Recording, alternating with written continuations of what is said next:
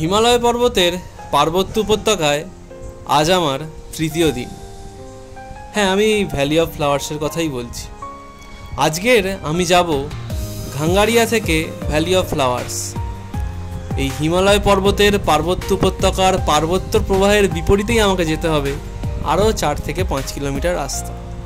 হ্যাঁ, গোটা ভ্যালিটা হয়তো আপনার 9 থেকে 10 কিলোমিটার, কিন্তু আমি ভাবছি অতটা যাব না, কারণ আমাকে আজকে ফিরতে হবে গোবিন্দঘাটে। তো চলুন শুরু করা যাক।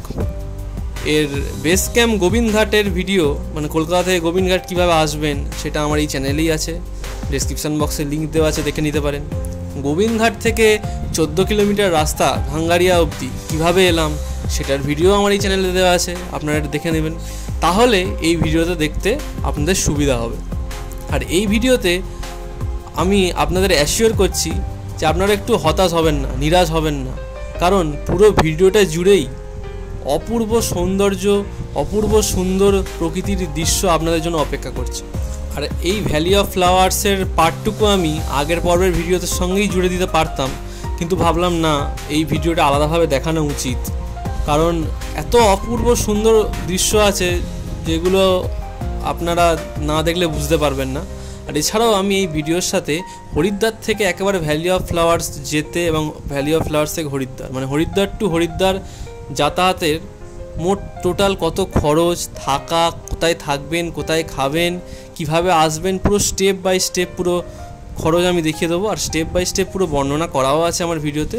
তাহলে চলুন, বেশি সময় নষ্ট করব না, শুরু করা যাক। 4টার সময় অ্যালার্ম দিয়েছিলাম, কিন্তু অ্যালার্ম বন্ধ করে আবার ঘুমিয়ে পড়েছিলাম। তারপরে ওই 6টা বেজে গিয়েছে, তাই জন্য আবার বেরিয়েছি 6টার সময়। 7টার সময় খোলে ওখানে, এখন দেখি যাই কতক্ষণে পৌঁছাতে পারি। ভেবেছিলাম 7টার মধ্যে পৌঁছাবো, নামবো, আজ আবার ঘুমিয়ে পড়লাম। চলুন দেখা যাক। সামনেই চেকপোস্ট, এখান থেকে চেকপোস্ট থেকে এখানে চেক করতে হবে। আমার লাঠিটাও চুরি হয়ে গিয়েছে, মানে এই রাস্তা উঠতে অসুবিধা হচ্ছে। নিচ থেকে যে রাস্তাটা উপরে উঠে আসছে এটা হলো ঘাঙ্গারিয়া থেকে আসার রাস্তা। এই উপরের রাস্তাটা চলে যাচ্ছে হেমকুণ্ড সাহিবের দিকে, যেটা হেমকুণ্ড সাহিব আছে উপরে না, একদম ওই দিকে যাচ্ছে। আর এই দিকের যে রাস্তাটা আছে বাঁ দিকে মেকে গিয়েছে, এটা যাচ্ছে ভ্যালি অফ ফ্লাওয়ার্সের দিকে। এই রাস্তা থেকে একটুখানি এগিয়ে গেলেই ওই চেকপোস্টটা পড়বে। এই হলো চেকপোস্ট। এখানে সবাই দেখুন লাইন দিয়ে আছে, বা অনেক লাইন কমও থাকে, অত সকালে কেউ আসে না। সকাল 7টার সময় গেট খোলে, আপনি যতই তাড়াতাড়ি আসুন না কেন 7টার সময় গেটটা খুলবে, আর 12টার সময় বন্ধ হয়ে যায়, দুপুর 12টার সময় বন্ধ হয়ে যায়। অনেকে বলে যে এখানে আসতে গেলে আগে থেকে রেজিস্ট্রেশন করে আসতে হয়, ওটার কোনো দরকার নেই। এখানেই আপনাকে একটা ফর্ম দেবে, দেখুন আপনি ফর্মটাকে একটু স্পষ্ট করে দেখে নিন। আপনার নাম লিখতে হবে, ঠিকানা, বাবার নাম, ফোন নাম্বার, আধার কার্ডের নাম্বার, এইসব লিখতে হয়। ইন্ডিয়ান বা নন ইন্ডিয়ান সেটা লিখতে হয়। আর 200 টাকা নেবে এন্ট্রি ফি ইন্ডিয়ানদের জন্য, আর ফরেনারদের জন্য 600 টাকা। ওয়েদারটা দেখুন, একটু আগেই রোদ ছিল, হঠাৎ করে মেঘ হয়ে গেল। এখান থেকেই এখন ফ্লাওয়ার শুরু হয়ে গিয়েছে।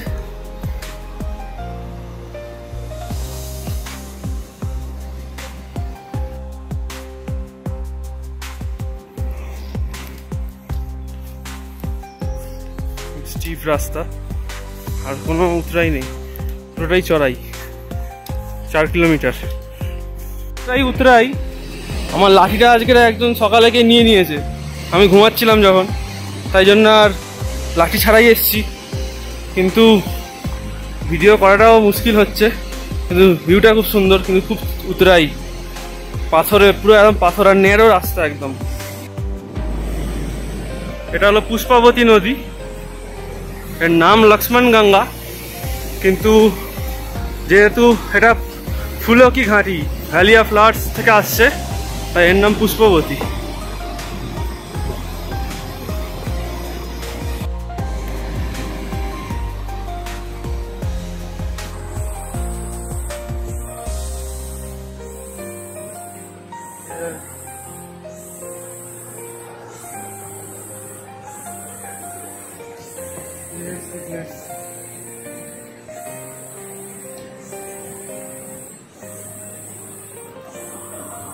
मैं शॉर्टकट लेता बहुत पसंद करता हूँ, एग्जाम के समय भी और ट्रैक के समय भी।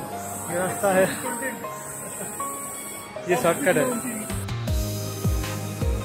রাস্তা কতটা খাড়া দেখুন, মানে পুরো পর্বতটাকে উপরে উঠে টপকে আবার পরের পর্বতে যাওয়া, তার মাঝে যে ভ্যালি, সেটাই হলো ভ্যালি অফ ফ্লাওয়ার্স। তো সেটা যেতে তো দম বেরিয়ে যাবে। দেখতে লাগছে 4 কিলোমিটার, কিন্তু 8-10 কিলোমিটারের সমান, কারণ যারা পাহাড়ে ট্রেক করে তারা জানে। আর হ্যাঁ, অপূর্ব সুন্দর দৃশ্য চারিদিকে, সেটাই হচ্ছে আমাদের অক্সিজেন। মানে যারা ট্রেকিং করে সেটাই তাদের অক্সিজেন বলতে গেলে, এই সুন্দর সুন্দর ভিউ পয়েন্টগুলো।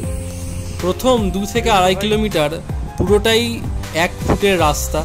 মানে আপনি যদি যান, অপর দিকে যদি কোনো লোক আসে বা আপনার পাশ দিয়ে যদি কেউ যেতে চায়, সে যেতে পারবে না। আপনাকে একদম গাছের বা পাথরের গায়ে সাইড হয়ে যেতে হবে, তবেই যেতে পারবে। আর ওখানে উপরে বসার জায়গা নেই, আপনাকে ওই পাথরের খাঁজে টাজে এইসব জায়গায় বসতে হবে। আর পুরো রাস্তাটাই জঙ্গল, মানে দুদিকেই পুরো জঙ্গল, একদিকে খাদ একদিকে জঙ্গল। আর 1 ফুটের সরু ন্যারো রাস্তা, তাও খাড়াই, তাও পাথরের মাঝে মাঝে ফাঁকে ফাঁকে পা দিয়ে আপনাকে উঠতে হবে। আর বাদ বাকি 2.5 কিলোমিটার বা 2 কিলোমিটার পুরো হচ্ছে ফ্ল্যাট, কিন্তু পুরো রাস্তা জুড়েই বিভিন্ন পাখির শব্দ, ঝিঝির শব্দ। মানে একটা থ্রিলার, একটা অ্যাডভেঞ্চারাস লাইফ লিড করবেন, আপনার মনে হবে সেটাই। শুধু দেখতে থাকুন আর একবার ভাবুন রাস্তার অবস্থাটা, মানে এটাই অ্যাডভেঞ্চার। আর তার পাশের 360 ভিউটা, আপনারা যারা দেখছেন তারা অবশ্যই নিশ্চয়ই আসার প্ল্যান নিশ্চয়ই করছেন, বা কেউ কেউ শখেও দেখে। যারা আসার প্ল্যান করছেন তারা এখনই ছটপট ব্যাগ গুছিয়ে রেডি হয়ে যান, তৎকাল টিকিট কাটুন, বেরিয়ে পড়ুন। কারণ ঘোরার প্ল্যান কখন করবেন, কখন যাবেন, সেই নিয়ে ভাবতে ভাবতে আর ঘোরাই হবে না। বেরিয়ে পড়ুন ঝট করে, তৎকাল টিকিট কেটে। থাকার খাওয়ার ব্যবস্থা সব জায়গায় হয়ে যাবে। তো 1 জুন থেকে 31 অক্টোবর অবধি এই ভ্যালি অফ ফ্লাওয়ার্স খোলা আছে। আর বাদবাকি পুরো সময়টা বরফে ঢাকা থাকে, এই 4 মাসই খোলা থাকে। তো এখনও সময় আছে, যারা বেরোবেন ভাবছেন, প্ল্যান করবেন ভাবছেন, চলে আসুন চটপট করে। বলছে এখান থেকেই ভ্যালি স্টার্ট। যারা এখানে প্রত্যেকদিন আসে এই ডলি করে, কারণ এখানে ঘোড়া আসে না, এই ডলি করে নিয়ে আসে, এখান থেকেই ভ্যালি স্টার্ট। আর কাল রাতে একটু বৃষ্টি হয়েছে, যার জন্য মানে ফুলগুলো একটু মানে নিচু হয়ে গিয়েছে আর কি। কিন্তু আগে এখনও 9 কিলোমিটার, হয়তো আমি যাবো না, কারণ আমাকে ফিরতে হবে। 9 কিলোমিটার যাব না, এখান থেকেই যে এরকম ফুল দেখা যাচ্ছে এরকমই। প্রকৃতির মায়ায় আর ফুলের সৌন্দর্যে আপনার যেন মনে হবে যে আপনি জ্ঞানতই স্বর্গে পা দিয়ে দিয়েছেন। আর এই ফুল, এই ভিউ, এই সুন্দর, মানে একটা স্বর্গের অপ্সরা দেবী। তো এতটাই সুন্দর বলে বর্ণনা করা যাবে না। আর মোবাইলের ক্যামেরা তো 48 মেগাপিক্সেল, আর আপনার চোখ এর থেকে কয়েক গুণ হাজার বেশি।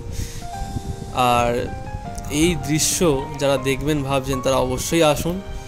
আর এত সুন্দর দৃশ্য মানে বলে সত্যি 10 মিনিটের ভিডিওতে তো বলা যাবেই না, এটা যে যার উপলব্ধি।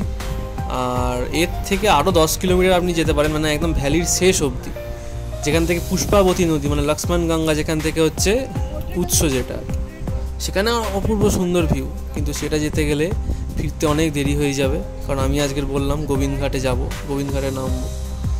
তো আপনারা মোটামুটি 7টার সময় যদি ঢোকেন, আপনারা ইজিলি 12টা সাড়ে 12টার মধ্যে পুরো ভ্যালি কভার করে বেরিয়ে আসতে পারবেন। এসে আপনারা একেবারে চলে যাবেন গোবিন্দঘাট। নামতে নামতে 4টে-5টা বেজে যাবে, এবার যে যার অ্যাবিলিটির ওপর। নামাটা অনেকে বলে সোজা, অনেকে কঠিন, কিন্তু ভ্যালি, আমি এটুকু আমার যেটা এক্সপিরিয়েন্স, আমার ভ্যালি থেকে ঘাঙ্গারিয়া নামতে একটু কষ্ট হয়েছে, কারণ পাথরগুলো এমনভাবেই রাখা থাকে, ওঠার জন্য সহজ, নামার জন্য পায়ে পায়ে ঠোকে। জুতো যদি আপনার ভালো হয় তাহলে আপনার পা ভালো বেঁচে যাবে, আর না হলে আর ঘাঙ্গারিয়া থেকে গোবিন্দঘাট নামাটা একটু সোজা, কারণ রাস্তা খুব ভালো। আর আপনারা একটু রাস্তায় যেতে যেতে ভালো করে লক্ষ্য করবেন, কারণ প্রচুর স্পিসিস, যেগুলো অনেক প্রজাতির ফুল আছে, যেগুলো আপনি একবারই দেখতে পাবেন। তো লক্ষ্য করবেন, প্রচুর প্রজাতির ফুল আছে, ছবি তুলতে তুলতে সময় কখনই কেটে যাবে আপনি ধরতে পারবেন না।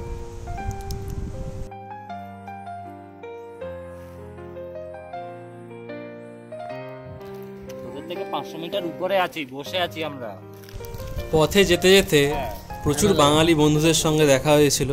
কৃষ্ণনগরের একটা আমাদের মতন বয়সী ছেলেদেরই একটা গ্রুপ গিয়েছিল, তো তাদের সঙ্গেই আমিও জুড়ে গিয়েছিলাম। তারা আমার অনেক ছবি তুলে দিয়েছে, তার জন্য অবশ্যই অনেক ধন্যবাদ। আর এই হলো পুরো ট্যুর প্ল্যান, মানে ঋষিকেশ বা হরিদ্বার থেকে আবার আপ টু হরিদ্বার অবধি কত খরচ হতে পারে সেটা আপনারা একবার দেখে নিন, পারলে স্ক্রিনশট তুলে নিন। আমি একবার ঝট করে বর্ণনা করে দিচ্ছি। বাসের ভাড়া হচ্ছে 600 টাকা যাওয়া আসা। বাসে যাওয়ার সময় খাওয়া খরচ, যাওয়ার জন্য 100, আসার সময় 100। গোবিন্দঘাট থেকে খুলনার শেয়ার গাড়ির ভাড়া 50, যাওয়া 50, আসা। খুলনা থেকে ঘাঙ্গারিয়া যখন ট্রেক করবেন তখন যাওয়ার সময় 50 টাকা আলু পরোটা খেয়ে নেবেন, আসার সময় সেইটাই খেয়ে নেবেন।